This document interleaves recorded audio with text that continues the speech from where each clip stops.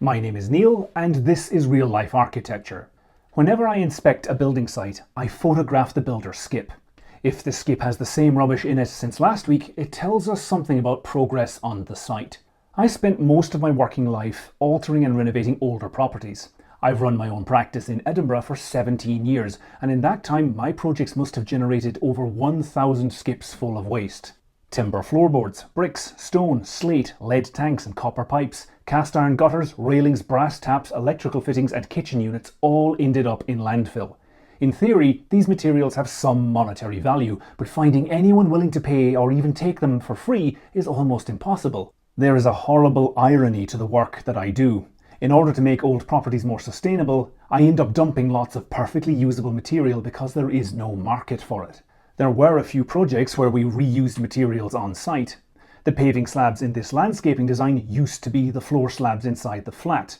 The stones in this low wall were part of an old building we demolished. However, the chance to do this is rare. But last weekend I met a company that made a business out of disused materials from old buildings. The only problem is that the business is in Belgium. What they do is amazing, and if you know anyone doing this in the UK, tell me about it in the comments, because I would love to speak to them. I went to Belgium to film a review of this converted stable building for the channel.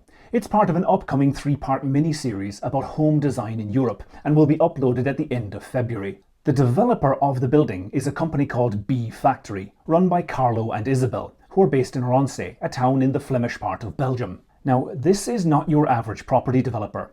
B Factory take bio-circular design as its guiding principle. The specification and construction of the flat I stayed in were exceptional, and my review video will have all the details, including the costs. But while I was there, Carlo and Isabel showed me around their gallery and workshop in the old textile mill next door.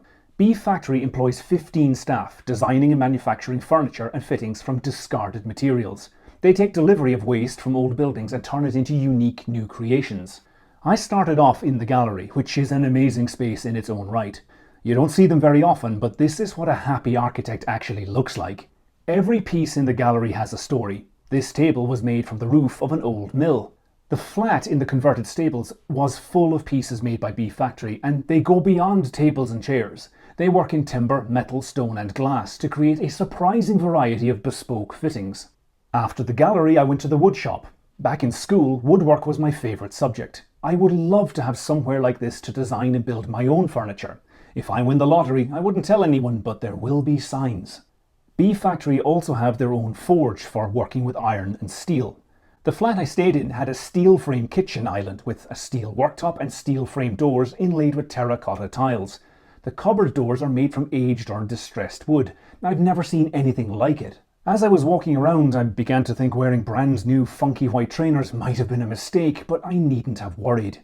I've long thought that a clean, tidy, well-organised building site is a sign of a great contractor, because people who look after their surroundings usually take pride in their work, and this workshop is immaculate. Of course, if the business revolves around reusing discarded materials, they have to be stored somewhere.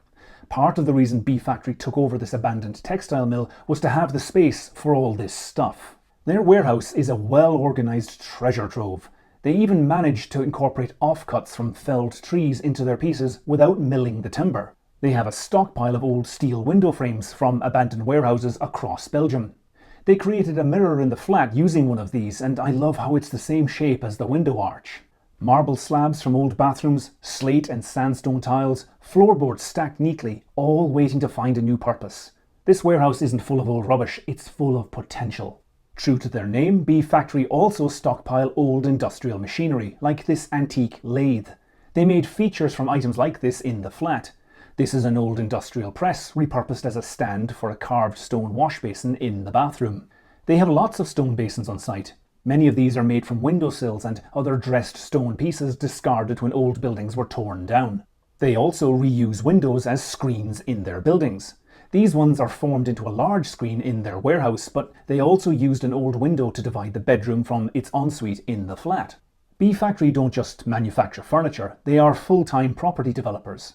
This is a table of material samples they use in their projects. It includes flooring, cladding and recycled fibre insulation, as well as this natural cooling system made by a German company called Argilla Therm. It's a modular panel made from compressed clay, designed to be mounted to the ceiling. Cold water is pumped through the pipe. It controls both temperature and humidity inside a building, and it's intended to replace air conditioning. I had never heard of it, but I'm definitely keen to learn more. And that was the point of this journey, to see and learn about things outside the UK construction industry. B Factory does not operate outside Belgium, and I would love to know if anyone is doing similar things in the UK. If you know of a firm like B Factory working here, let me know in the comments. I hadn't planned to make this video, but when the opportunity came up, I grabbed it with both hands. I'm currently working on a 3-part mini-series comparing home design in Europe with how we do things here. I specialise in designing homes in the UK, but I'm always keen to learn about how it's done elsewhere, and the trip to Belgium didn't disappoint.